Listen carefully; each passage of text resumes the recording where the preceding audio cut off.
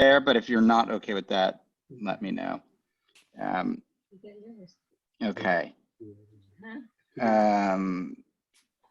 Cool. Okay, welcome to Tuesday Night Talmud. It is very exciting to be back. The acronym is TNT, Tuesday Night Talmud, because this is the most explosive Talmud class in Providence on Tuesdays at 8 at this Zoom key. I'm confident of that. And I am really great to be learning with each and every one of you. A word about Talmud, I think, is important. Sometimes people distinguish studying Talmud like iyun and bikiyut or bikiyas. Iyun being in-depth, going in-depth, and bikiyut, expertise, sort of quickly covering ground and knowing a lot. But I think this is a fake, a false choice, or it's not a real duality. There's no such thing as generalized broad knowledge of the Talmud without learning something in depth, because as Rav Soloveitchik pointed out a lot, the Talmud is not about its words. In fact, later commentators feel free, unlike the biblical text, later commentators feel free to amend or suggest or correct Talmudic texts and to reapportion them. And the Talmud is about the ideas. It is about grappling with and understanding the ideas. That's the whole point. That's what Gemara is in the Gemara. So these words have no sanctity as written words the way other texts do. Rather, these words are like the outline or class notes for arguments about ideas. And so I dare say no one is a textual originalist when it comes to the Talmud, because that's not what the Talmud is intended to be. The Talmud is intended to be a doorway into debates that occurred. So I'm hoping we'll do that. So that's a plug. You have to do the Talmud to do the Talmud. You can't like read the Talmud like a novel and let it pass. So you could. It's not a hit at all those people doing that out there. But if you're doing that, you probably view that as a chore. Whereas this, I hope, will be a pleasure. So if the Talmud is not a pleasure to you, tell me, and we'll have to revise the format. Tonight, we're doing a new chapter in a new Masechet. You know, we had been doing brachot for many years here in my class, and I know Rabbi Avital had done something in Gittin in the last semester. We're veering off of brachot, in part because the main chapter left that we hadn't done was about dream interpretation, and I just didn't have it in me to like do a comparison between the Talmud and Freud. And it's very interesting, and maybe we'll do it sometime. But I thought something more relevant. And so at Beth Shalom, we sold our building. That's one thing. But also broadly, I think synagogues and humans, not just synagogues, are dealing with the question of what does it mean to be in a particular space. Is the space safe or not? Is an institution in a space, or is an institution on a screen? What do we lack in a screen that we gain in a space? What if you're outside of the space? And so one very particular question I want to kind of the class to have in the back of their minds is the following scenario. It is a scenario that actually Rabbi Sendro asked me about. People may know Rabbi Yosef earlier, and he said he would love to know what this class comes up with. So I posed the question to you. There's a synagogue, let's just say, but that synagogue's members don't feel comfortable going inside because of the transmission of a disease.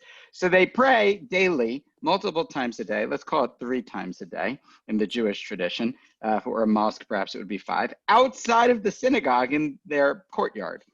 And so the question is, does the courtyard area outside now become imbued with kedusha, sanctity? And the broad framing of this question is, what makes a synagogue holy?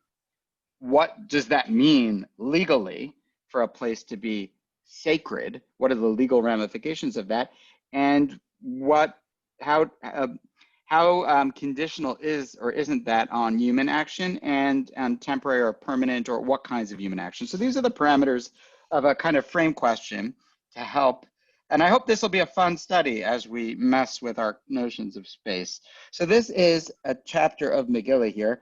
It is oddly the last chapter of Megillah in the Talmud, but if you're learning Mishnah, which the Talmud is supposed to be kind of a commentary of, actually the 3rd and 4th chapters are the opposite. So if you're learning the Mishnah, this is the 3rd chapter of the Mishnah, but if you're learning the Talmud, it's the 4th chapter of the Talmud. There seems to have been different traditions about what order you learn this stuff in. Final introductory word, and then we get to the text. Why are we learning about the sanctity of a synagogue, which is what we're learning about, in the tractate about Purim and the Megillah, Megillah Esther, the Scroll of Esther? What does one have to do with the other? So that's a real question. It's not a rhetorical. I ask you, why are we learning about a synagogue?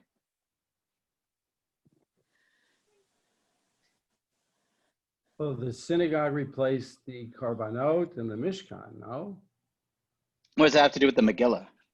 Oh, the Megillah, okay. The Megillah perhaps particularly deals with the absence of the Mishkan, and life in the absence of the Mishkan, as does the synagogue. Anything to do with where we would read a Megillah, and does the Megillah, because I think you can read a Megillah anywhere, but maybe issues around what that sanctity of space issue that you, or, you know, what does reading a Megillah in a space do to the space? Anyone else? Yeah, following up on that, I think there are rules about listening to the Megillah and who can read it, and when you fulfill your obligations, listening, and maybe that has to do with the space in which it's read. I'm saying the same thing.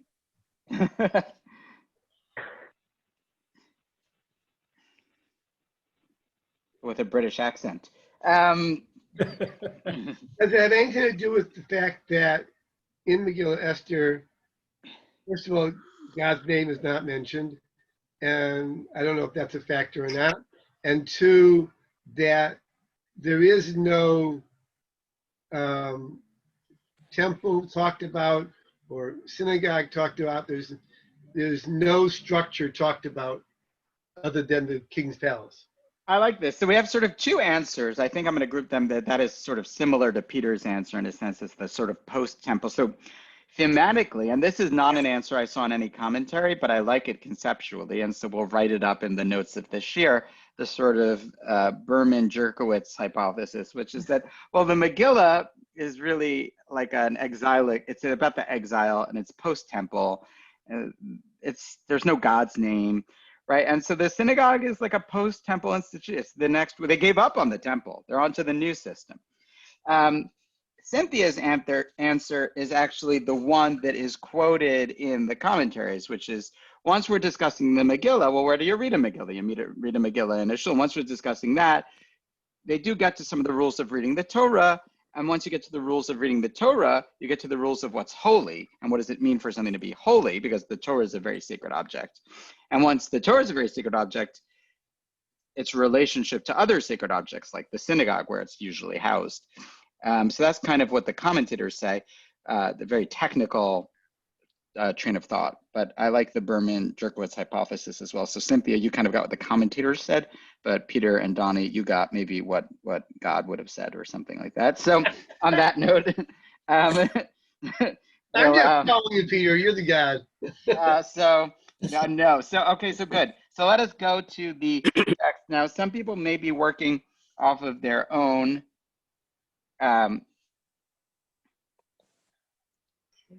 text, but I'll share text also. Does everyone, are we now in a screen share with the text up? Yeah. Wow. Yeah. Okay. Now, just so I know, just testing the feature, if I switch to sources I've selected that comment on this in advance that I put on a sheet, did you switch or do you still see the old thing?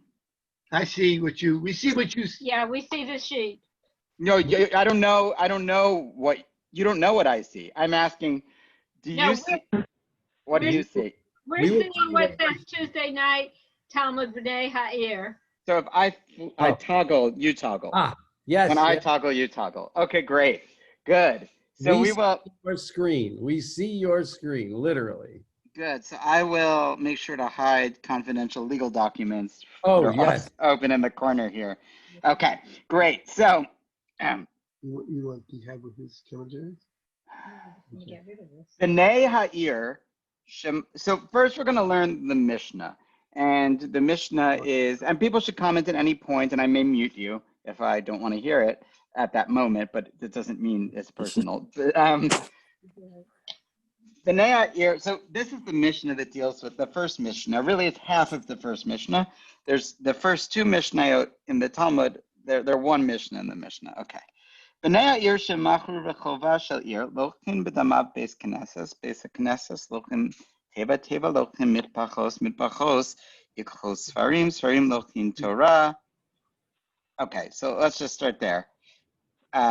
And if anyone wants to follow along on their own and not be subject to my toggling, you can always go get your own Talmud, or, and I can recommend editions, or you can open Svaria on your own and go to Talmud and go to Megillah and go to 25b and scroll down to the end of that page, kind of item 20, and you would have it on your own also.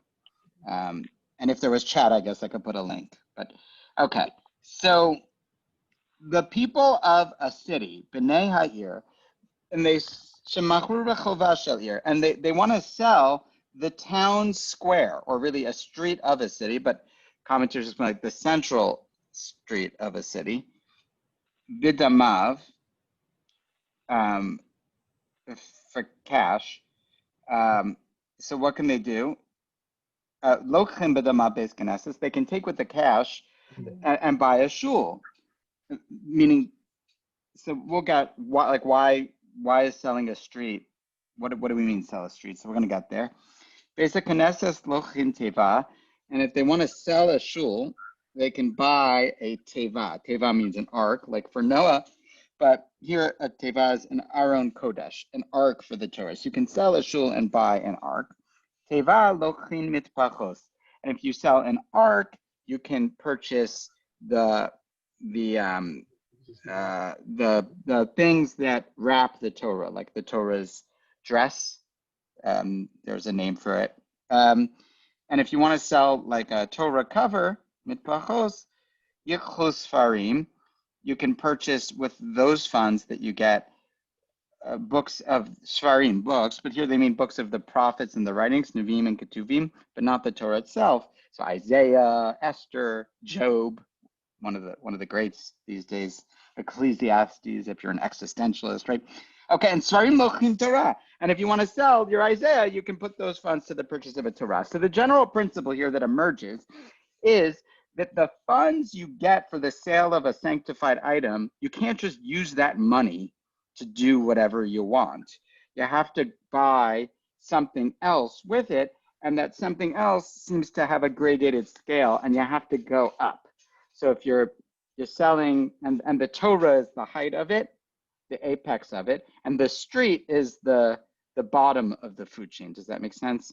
And we'll get to like, what do you mean the street? Avali machru Torah, now the opposite, lo yechuz farim. But if you sold the Torah, you cannot buy Isaiah. And if you sold Isaiah is just my filler here for other biblical books. Lo yechul mitpachos, you can't buy Torah accoutrements. I don't speak French with that. If you sell those things, you can't buy an aron kodesh with it. If you sell an aron kodesh, you can't buy a shul with the funds. And if you sell the shul, you can't buy the city square with it. So that's the thing. And similarly, all of this applies to any unused funds held in escrow, for an exchange. If you're doing an exchange and there are funds held in escrow, it applies to those as well. So just a word, I think it's always helpful to look at the Rambam. The Rambam's commentary on the Mishnah, done when he was young, I think they say, though I could be wrong, is helpful in just kind of explaining or framing some of the issues, but also if anyone has any questions. So maybe first we'll say, does anyone have any comments or questions about this? Clarifying questions, is the basic concept clear at all, even? I do have one question, one comment. Yeah. And I remind you, Ein habaishan lomed, the teachers of the Torah tell us that someone who is ashamed or embarrassed will not learn. So if you're like, he said a word, I don't know what it is, you ask the question. No one's going to judge you, or if they do judge you, that's their problem. But you're here to learn. You've taken precious time of your day to come to this class, so no question. And if you have the question, someone else has the question. And even if they don't, you have the question. Okay, Donnie. So we actually happen to be learning this in Mishnah Berurah, it's this same idea, but in the Mishnah Berurah, it talks about the fact that the Beis HaMedrash has higher Kedusha than a synagogue. The Beis HaMedrash is not mentioned here at all. Is there a reason for that? That's an interesting comment. Yeah, I don't know which section of the Mishnah Berurah you're learning. The Beis Medrash, the study hall, as opposed to the synagogue, there's a sort of competition. In fact, the question emerges, where is it better to pray? Is it better to pray in a synagogue or in a study hall? And the consensus position, especially of rabbinic scholars, not biased, is that the place where you study is the place you should pray. There's something about connecting the acts of study and prayer as a unit that enhances both. Right, the study is enhanced by a prayerful act, and when study and prayer merge together, there's more to say about the directionality of that, I suppose. But it doesn't seem to me that those sort of rabbinic conceptions of where is it better to pray or where is more kedusha fall into a technical kedusha. In other words, but your question is a good one. What makes the synagogue holy, and what makes a Beis Medrash holy, and do the things that sanctify Beis Medrash, study hall? Why are they not it? So let's just raise that question. Are they not technical, or does it depend what you do in the study hall? So I'm just going to leave the question as a live question for the moment, and hopefully, as we study these sources, Donnie, the answer to your question will begin to emerge, I believe. Thank you. I do have one. The ability to buy, the fungibility, if you will, of the funds from one item to another.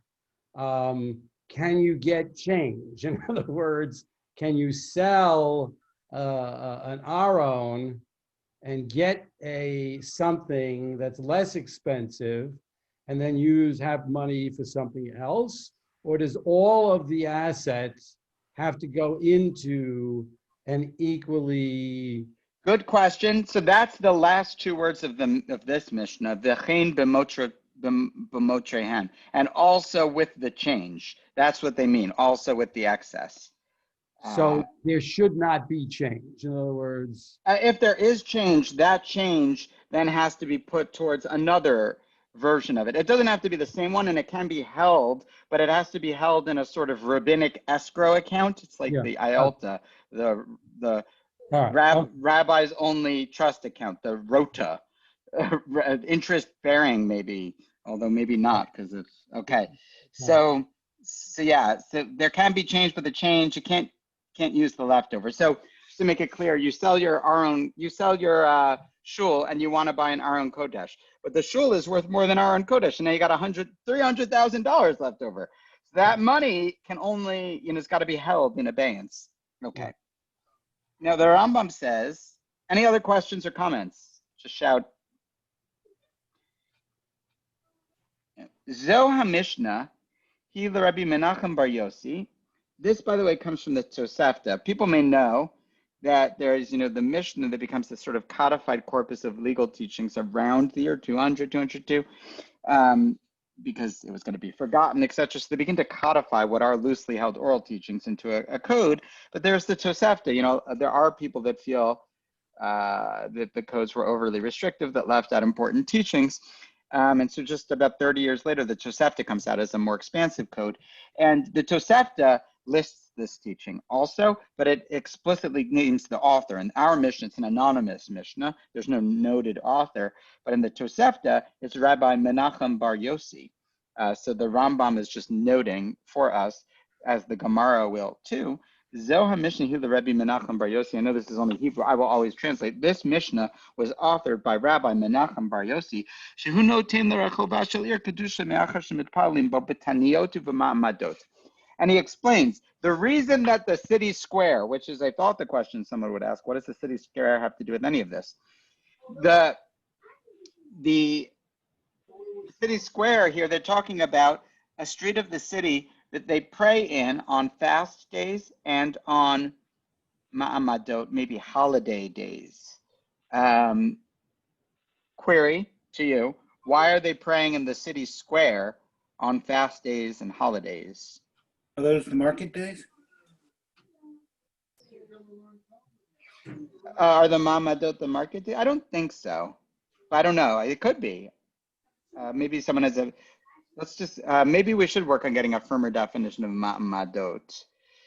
You know, days of Amidah, of standing. I assume those were days of like the Kohanim blessing the people and kind of holidays and things like that, but I don't know. I assume that they're those days, but either way, we're dealing with it. Times where there's a bigger crowd, and on fast days back then, there was a much bigger crowd because people were praying for rain and livelihood. It hit at the kishkas, as it were. So these days, they couldn't fit in the shul. You follow? They couldn't fit in the shul. Also, it may be that on fast days they prayed outside as a religious matter. There are academics that have written many essays about how all prayer used to be near bodies of water outside. And why? Because if you're praying for rain, one of the reasons you fast outside, your prayers could be answered when it rains on you. And so you would, like quenched earth, feel the relief of rain answering your prayer. I don't know how often that happened, but if it did happen, presumably it was very satisfying. So, So, Rabbi, yeah. it seems like there are real benefits to praying out in this like city square that praying in a shul doesn't bring a community. So then why is it low thing on the totem pole? Yeah. Okay, so why is it low thing on the totem pole? Good. Okay, so actually that leads right into the next clause. The ena halacha. We don't rule like this, says the Rambam, that the city square. So we actually reject this part of the ruling in Jewish law. We reject Rabbi Menachem Bar Yossi's teaching that the city square has sanctity at all, even though they pray there. Why? So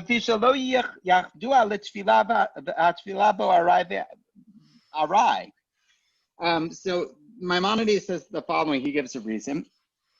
The city square is not solely designated for prayer. And therefore, and the prayer is only occasional. The prayer is sometimes there, it's not always there. And the thing has lots of other stuff. So it's both ends. The prayer is sometimes elsewhere, and the thing sometimes has other stuff, like a carnival. So it's not dedicated space. It's not a dedicated space. So because this match is temporary, it is either low human on the totem pole, or maybe it actually is not even on the totem pole, the Rambam says. We actually don't rule like this teaching of Rabbi Menachem Bar Yossi. The city square isn't sanctified because it's temporary, which does give us a data point for our initial question. What if there's a synagogue that's praying in a courtyard outside, like ours, regularly, or Pawtucket, or lots of synagogues that are playing in courtyards outside? You know, so the reasoning here that it doesn't kind of get a sanctity is because it's temporary and not designated. Well, outside is still not designated only for prayer. It's designated for lots of other stuff too. But prayer isn't as temporarily outside. Prayer's been outside for a while now. Or is it about the hope? We don't hope that prayer will be, or do we hope that prayer will stay outside? Not in the winter, but so these are some of the questions you might be wrestling with in trying to apply this thing. Now, I wanted to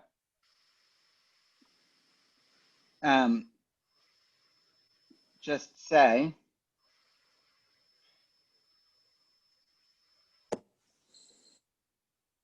I guess we'll get there in the Gemara.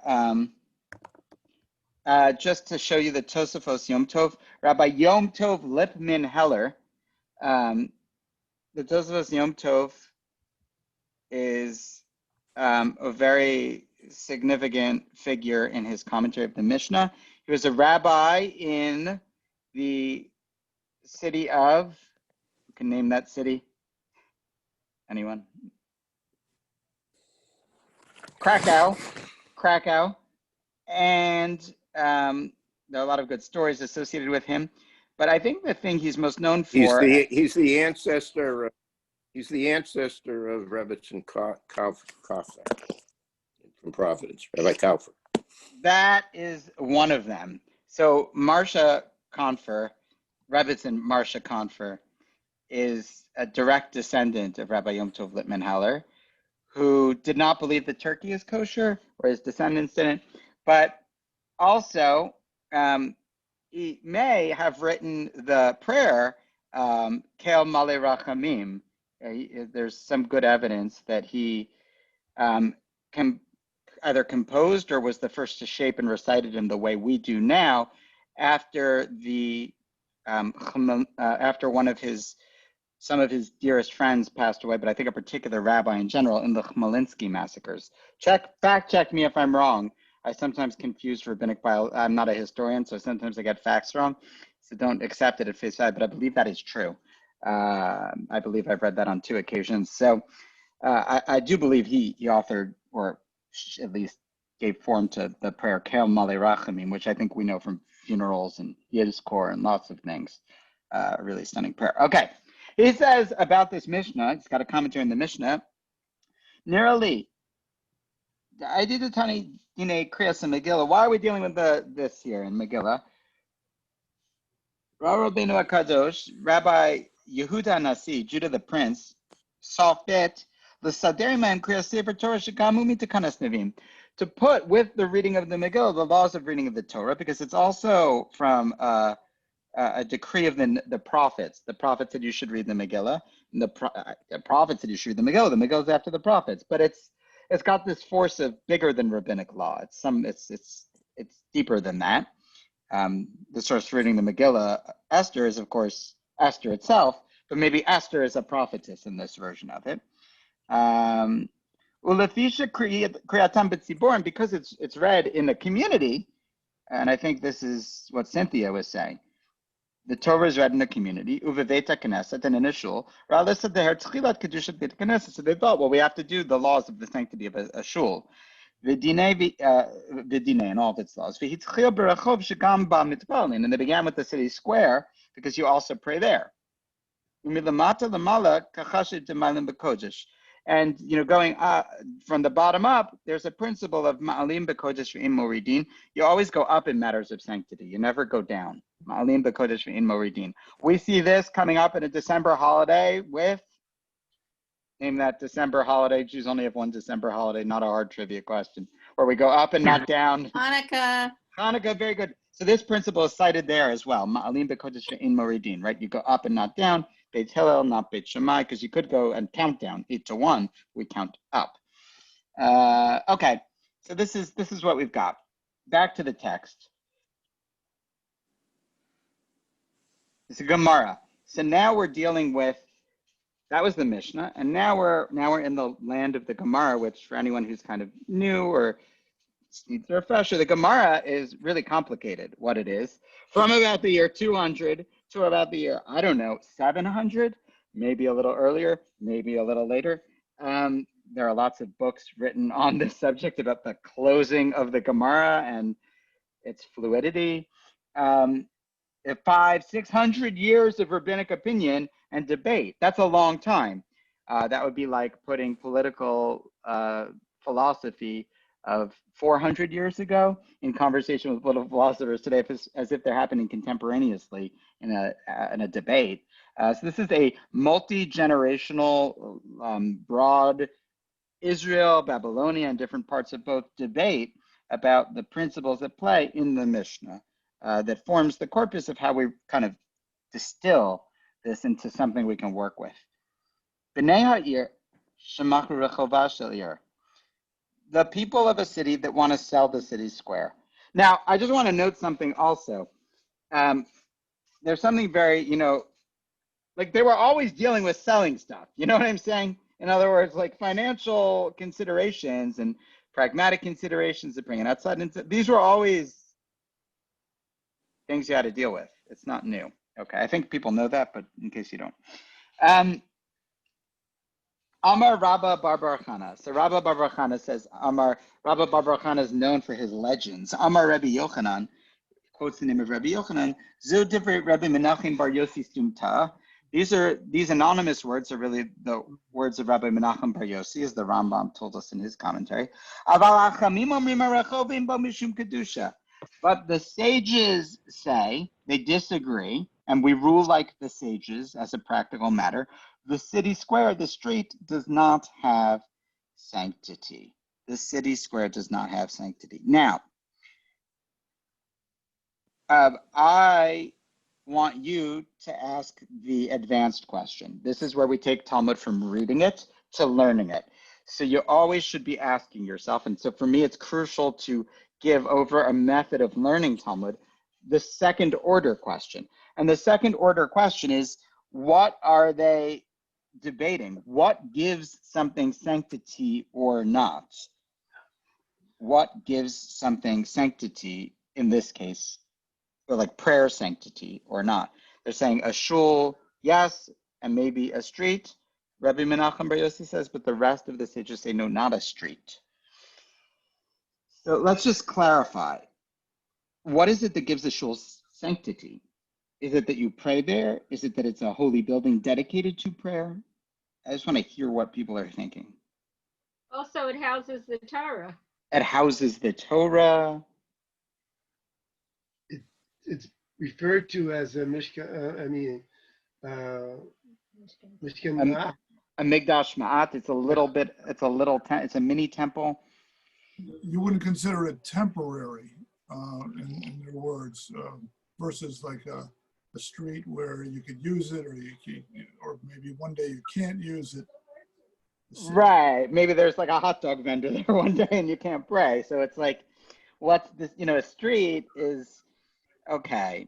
So it must also have to do with the numbers of people who pray there, because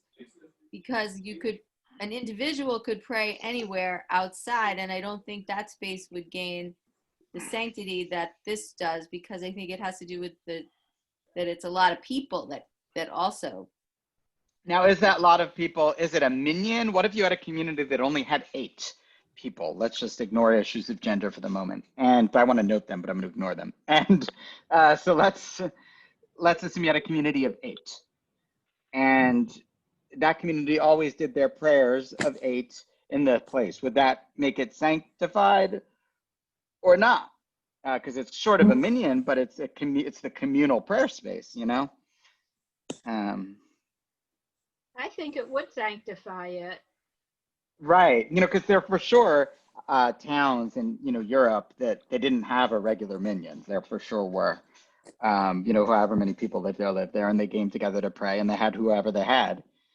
But did they have to get a ruling that not having the 10 was okay to say mourner's Scott or whatever it was? Right. Well, they probably didn't say the Kaddish, although in some places they started to count the Torah and children and other things. They probably didn't say certain things, but the question even if they couldn't say certain things, maybe could they still say, well, we don't have the formal prayer quorum, we're really a group of individuals praying together, but does this place still get the sanctity of where the group praying, or does that need minyan? You know what I'm saying? Yeah. Are you asking that question? I'm just musing. These are the questions that help us get to what is the Talmud getting at. Now, the Ritva says something I want you to see. The Ritva of Rabbi Yom Tov Ibn Ashbili from Seville, I suppose. Ashbili, I don't know, but I'm going to guess Seville. Someone correct me. I know we're in the right region. Okay. Yes. Yes? That's Seville. Yeah. And the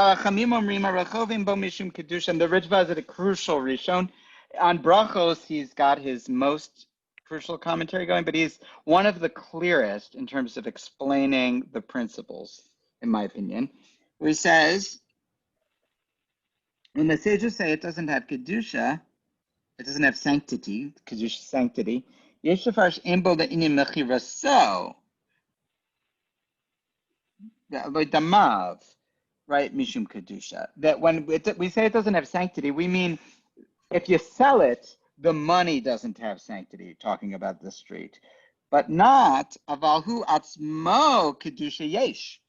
So, says the Ritva, there are really 2 types of sanctity, you see. There's financial sanctity, like if you sell it, you can't use the funds are restricted. And then there's Kedusha, like how you act there. Do you act like it's a synagogue or not? Mm. And so he says that when the sages say it doesn't have sanctity, they don't mean that it's not a synagogue. They mean that if you sell it, the funds are unrestricted. But of course, so you see he's minimizing the debate. Afilu l'Rabbanan, even to the Chachamim, the other sages, ba'odo mizuman lekach, so long as it's still used for prayer. Right now, it has to still be used for it, not every moment, but the street has to still be a potential plausible prayer space. As long as we might pray there, and we might pray in the courtyard this Shabbos, if it's not freezing. Shelo lahashtim bo, you can't urinate on it. The great metric of how you behave in a synagogue, are you urinating on it or not? Below. Okay, and then he gets into a very particular conversation about whether in fact it is or isn't permissible to urinate in a place that has sanctity. Keep in mind, this is of course before plumbing is, well, they must have had plumbing, but in any event, let's ignore the technical aspect of that. And then he goes on to say it later. So he says, Hilkach asur l'nog bo bizayon. Therefore, you can't behave there in ways that are embarrassing or rude, even in the street, even when you're not praying there. So it's interesting, like now it happens to be the one we're using at the Alliance at Beth Shalom is a Holocaust memorial otherwise. So no one's going to suddenly. It's interesting you bring that up, Rabbi, because before, the shul was using that space and it was the Holocaust, I saw bicycles parked there. People would park their bicycles and it upset me greatly.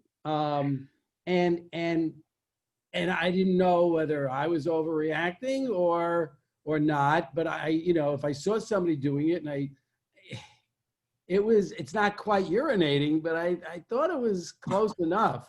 And I don't know. I mean, it's just very interesting that you bring this up because I felt it was behaving inappropriately in a sanctified space.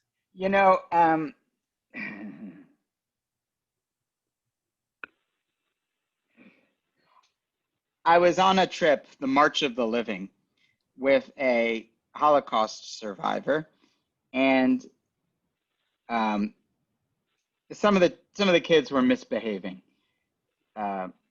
Not your daughter.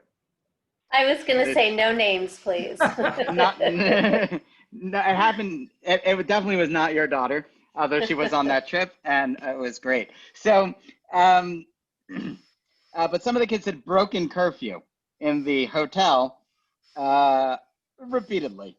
And so, there's only so many warnings at 2 a.m. for sneaking out of the hotel room on the trip. And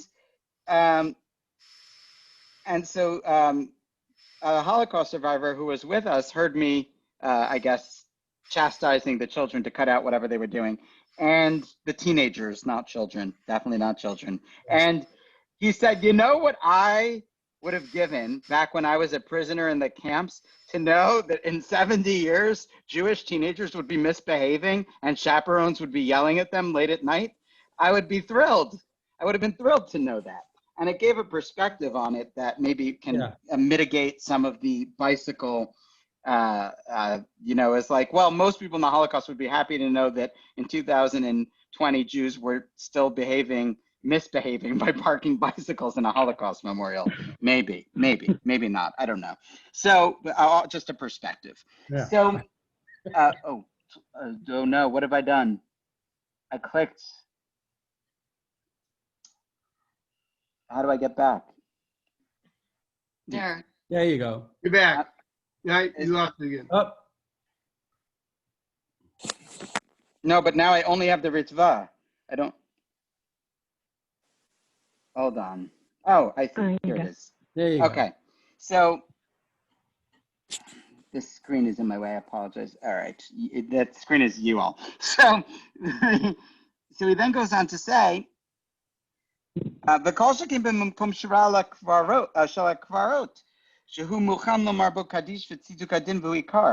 he says also, this applies to the roads in the cemetery, because on the roads in the cemetery, you say, people say the greeting to the mourners after they're leaving, And also people there say Tzidu Kadim, the justification of God's righteousness after death. And so roads in the cemetery have a Kedusha like the Beis HaKnesses.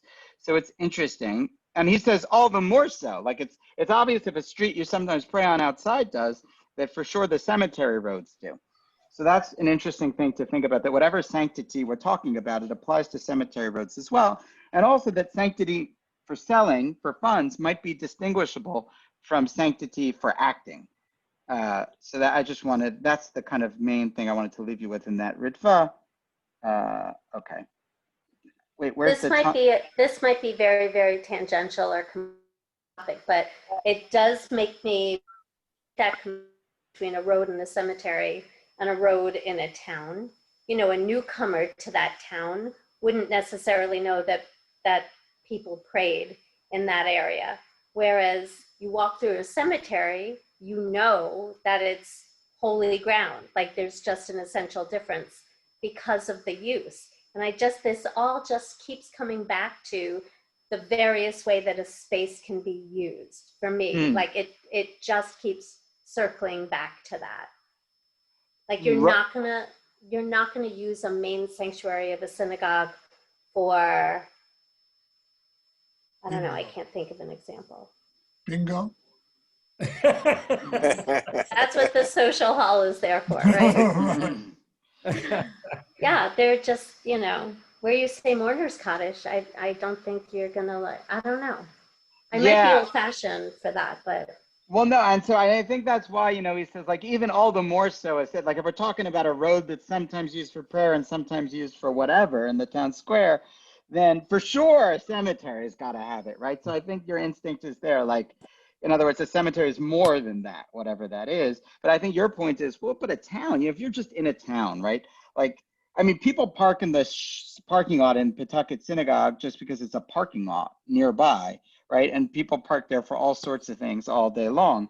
And late at night, I can tell you, because I live in Pawtucket, it's used frequently for drug deals, I see. But also, it's a synagogue just when the sun rises in the morning. And now it's the very same parking lot is used for drug deals at 2 a.m. and shacharis at 6. So what's the... Well, actually, it's slightly different areas, though. Yeah, well, okay. So, but no, this goes to your point of like, no one knows that that's a sacred space, right? It's just an area. There's nothing inherent. Okay, yeah, so now, Rabbi Menachem Bar Yossi, my timer, what's his reasoning that it is sanctity? However, am mispalim bo b'tanios uv'mamados. Look, the people pray there on fixed occasions, fasts and non-priestly watch. We figure out what mamados are, but and there are some opinions that say the word mamados here is really extra, so we could talk about that too. But the point is they pray there on certain days. For Rabbanan who are cry ba'aman, the rabbis would say, but yeah, that's only sometimes. So we're really having a debate about the temporary nature of praying. But what is becoming clear is that it is praying there as opposed to other features, or even in the Ritva, like reciting mourner's Kaddish or Tzitu Kadin, but it's the human speech act of prayer that gives the sanctity to the space, as opposed to, it seems in the sources, the Torah being there. Even the Torah is its own source of sanctity, but what gives a thing a sanctity is that the people pray there. Now, can I just ask a question about that? Yeah. Well, what about like then every time we go and say and daven in a mourner's house, right? We go to say Kaddish, but then we end up davening there also because that we have to. So does that mean that every house that has a mourner in it is a sanctified space at that point? Even though what if it's the home of a Jewish mafioso who's like doing bad things in that house, but like then Meyer Lansky is sitting shiva for his mother. He's got a minion going on. Is now Meyer Lansky's home, you know, the temple. So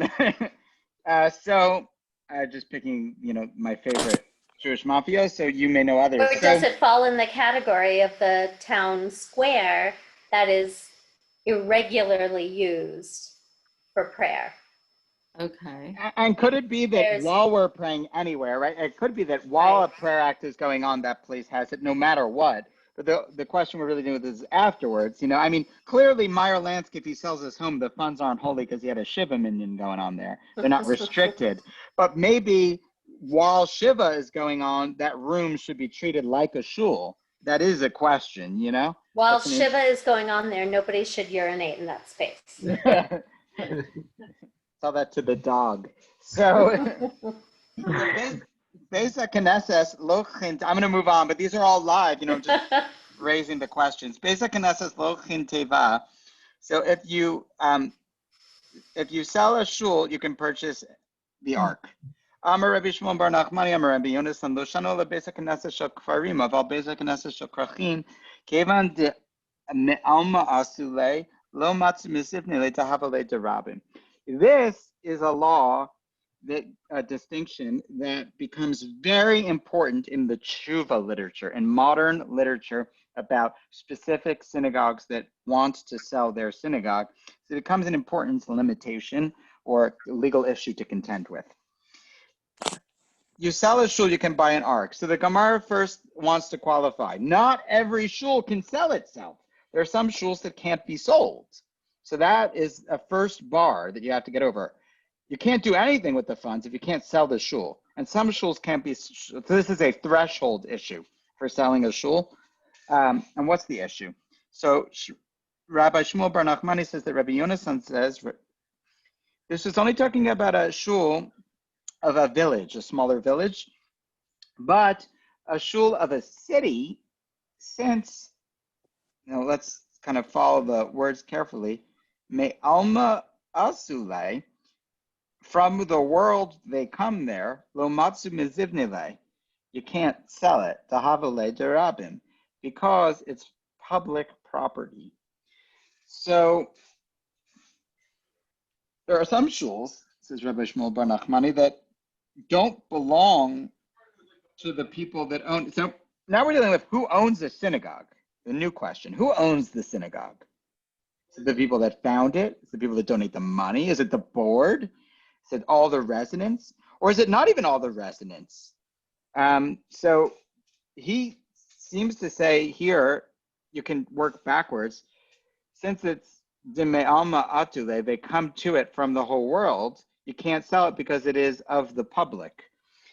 So it seems to be like, I don't know, what would be an unambiguous example of a synagogue that belongs to the public, not to a particular individual? Can anyone think of an example of such a synagogue?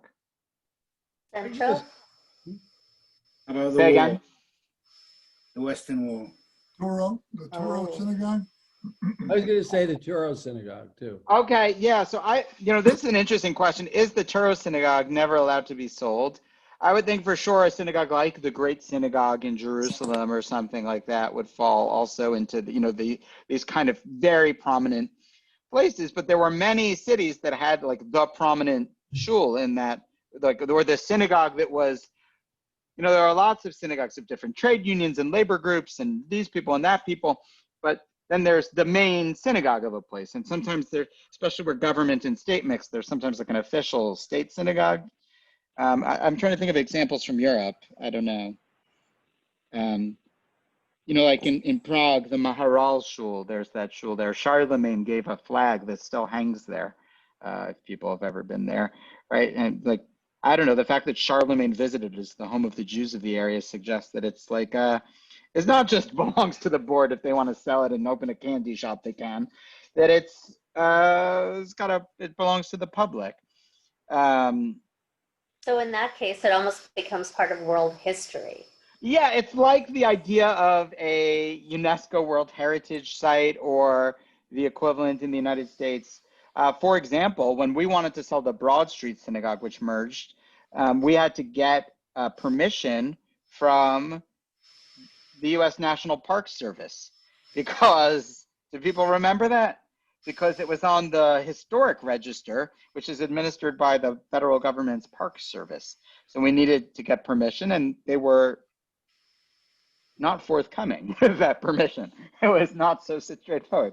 So, yeah. So the same would definitely happen with Toro. Yeah, I it's a mean, churro for George sure. Washington visited there and, And every year, right, Supreme Court justices and right. But But I have a question about the village part, because couldn't you Wait, have, like, think of Donnie, Rabbi Nachman's, think about like are- Uman, which is a village, right? At that some point in time. So like the distinction they're making between like a city and a village, it's really, the distinction is really that like people have to flock there from all over. that's what I was going to say. I think that the intent here is if it's in a city large enough where there are people traveling through it. It may be on a major caravan route or whatever, and so there are many people who are going through that city and using that synagogue, and then perhaps maybe more than once, maybe once every 2 months, or maybe once a year, or whatever. And since they are using it, they should have a voice in how it's sold, because they, by using it regularly, whatever the regular, once a month, once a year, whatever it is, by using it regularly, they have a certain type of ownership, partial ownership, and they should have a Vested say in interest. how it's sold. But they can't have a say because there may be 200 of them and you can't get them together. So that's why I think it says you can't, in a city, you can't sell the synagogue. I just, yeah, I just changed my background. This is the Peddler Synagogue. This is the interior, built in 1905 in Tupper Lake, New York. Nobody better sell this place. It is a jewel. I don't know if you can get a sense of it. I go there every summer, and it's a jewel. And I'm worried. I'm worried about it because the number of Jews is shrinking. But this can't go. This has to, this has to stay. Okay, so this is good, Dr. Mandelbaum. You're raising the issue, It's not, just to be clear what the Gemara is saying, at least, I'm not saying what's not in our hearts, but it's not the pretty architecture or the sentimental value that makes this shul unsellable, right? It's this notion that some synagogues actually are somehow like a heritage to the public as opposed to operated by individuals. So I just wanted to see this clarified in the Tosafos. People know Tosafos, Ashkenazic commentators from. I would want to throw in that whoever said this never needed to obviously support a shul. In other words, the idea that people who don't pay dues, in other words, there's a lack of reality here. If it's a shul for the world, it still has to be maintained. And the visiting public aren't contributing to that. And it's a practical problem. So Tosafos are right there. Good. So Right. wait a second. Who's paying for this place? Yeah. That is not an unforeign issue. So that's right where the Tosafos go. So the Bale Tosafos are groups of commentators in France and Germany and those areas that look to ask higher level questions about the Talmud and to ask both from their customary experience and also from other places in the Talmud, which seem to have related or contradictory teachings. They say here, Kevan de me'ama ka'asula. People come to it from the whole world. And we'll end on this. Nir lefarish hachi. It seems you could explain it like this. Kevan sharov b'nei adam regilim alecha sham lispalel, since many people are accustomed to go there to pray, even though they didn't contribute at all to its construction or upkeep, presumably. In other words, they don't pay, they just travel there, Mikol makom, nonetheless. So, if you're thinking the issue is, what's the concern here? Well, maybe the issue is, if we're going to sell it, we need the consent of the members. And actually, it's impossible to get the consent of the members of a public synagogue like that because so many people all over the world contribute to it. It's a notice issue. If you could notify all of the Jewish people in the world that, hey, in 30 days, we're considering selling this synagogue, all who object, come forth and speak your opinion. We do legal notice for things like in court. We have to advertise in the Providence Journal, right? And put in a notice, hey, there's an estate. So is it a notice issue that Tosfos want to know? And that's the issue. So he says, no, even for people that don't give, meaning they don't have some legal right to be notified that the plaque they named is going to be sold, that's not the issue. But still, Mikol Makom, nonetheless, given to the Daso San Rabbi Nasa Chamura Kedusha. Since it was made for the public, its Kedusha is heavier, its sanctity is more. So it's a notion that no, it became either made or query, can it become? It became a place that was a public site. And there's something about it that it switches from private property to public property. And so you can't sell it. The od yesh lefarish, or you could explain, kevan sharabim nosnim b'vinyano, the other possible explanation, since so many people have contributed to the upkeep, and therefore they have a kind of quasi-membership, uvishar tzrachav, and the rest of its financial needs, uvismoch nami deka'amar Ravashi ta'adati didika asu. And you'll see in a minute, says the Tosfos, that we're going to come to a synagogue where Rav Ashi says, I made this synagogue so we can sell it. This is my synagogue, don't tell me we can't sell it. That there is some element maybe, so he's hedging. Is it this or is it that? Is it that it's a synagogue of the public, it's a heritage site? Or is it that, no, it's a notice issue and so many people have contributed financially to the synagogue that you can't sell it anymore because you can't possibly get their consent? Which does presume, of course, that in order to sell the synagogue, you need the consent, buy-in, or notice of those that contribute to the synagogue. Okay, so do people see how these are different opinions? One is based on consent and notice, and maybe if you could notify everyone, theoretically in some way, whoever gave a donation, like you have meticulous financial records, and you can find all those people and tell them. Of course, we're still dealing with a large synagogue in a prominent city, or at least a pilgrimage site that lots of people come to, maybe. Synagogues in Cairo, a lot of ink was spilled about some synagogues in Cairo, and whether they fell into this criteria of unsellable. Okay, next time, that's what we did tonight, so I'm going to review in a minute. Next time we're going to get right to the synagogue of Rav Ashi in the city of Mata Machasia. And it was a synagogue that was broadly popular and tons of people came there, but they wanted to sell it. So of course, right, you can't sell it. Well, there was a synagogue that they wanted to sell and Rav Ashi was the rabbi. And so next we're going to deal with what about the unsellable synagogue? What happens when you need to sell it? Because of course, as Dr. Mandelbaum noted, who's going to pay for it, right? Sometimes these things become implausible. Other questions we'll deal with next time. Can you take the money and buy a brewery? Can you open a brewery in the former synagogue space? I know these are questions the millennials are thinking about. These are also the questions that were on the concern in the minds of the people in the Gemara. What about a brewery? And what about taking the money and buying a brewery or opening a brewery in the synagogue? So we will next time deal with Mata Machasia and the brewery question. Now you might say, brewery? We just said you sell a synagogue, you can only buy like a Torah. What do you mean a brewery? So we'll get there.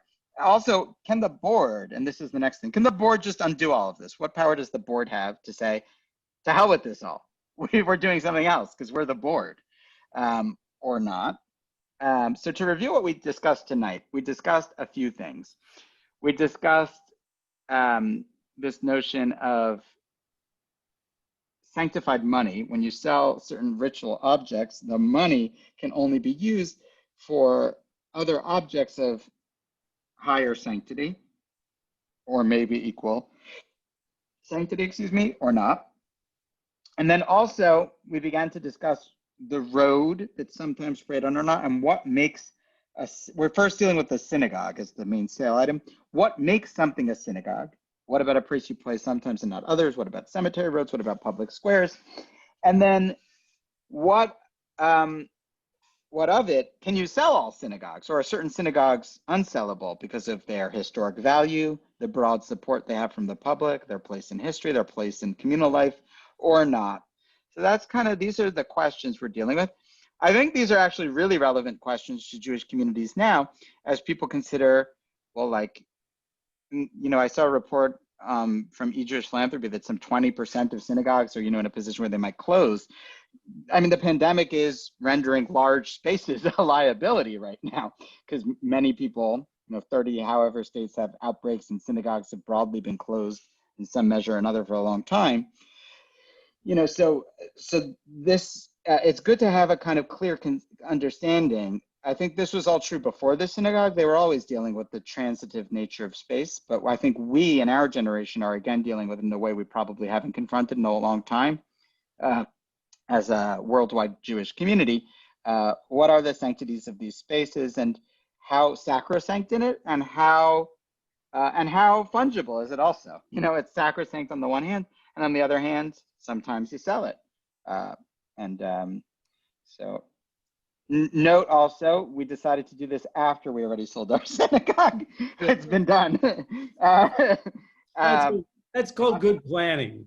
But still, I think it's kind of a good thing to think about, and kind of, I view it as an offering or a prayer also. In lieu of being inside in a prayer space, studying about the holiness of prayer spaces kind of is meant to note a void here. Like we're struggling right now to do that, and that, but also as we construct new indoor prayer spaces for some post-apocalypse, what features are legally crucial is also helpful to know. Or for all of you in your synagogues, you up there in the upstate, Doctor. And so I thank you all for joining this inaugural edition of Tuesday Night Talmud, and to our many internet viewers that may be watching on YouTube or other places, we thank you for joining. And next week, same bat time, same bat channel. Is that what they say? Yes, indeed. Okay. Thank you. Thank you. Thank you, everyone. Night. Have a good night. Thank you.